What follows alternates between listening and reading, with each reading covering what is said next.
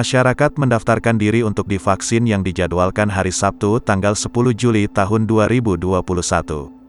Dan sampai di lokasi jam 6.20 WIB. Tetapi ternyata pendaftaran sudah ditutup dan waktu ditanyakan kuota hari ini hanya 78 orang padahal setelah ditanyakan lagi kuotanya 200 orang per hari. Masyarakat menanyakan kembali bagaimana prosedur pendaftarannya, tetapi pihak puskesmas tidak mampu menjelaskan dengan alasan ada segerombolan orang yang datang sebelum jam 6. Padahal saksi mata kejadian menyatakan puskesmas masih sepi jam tersebut.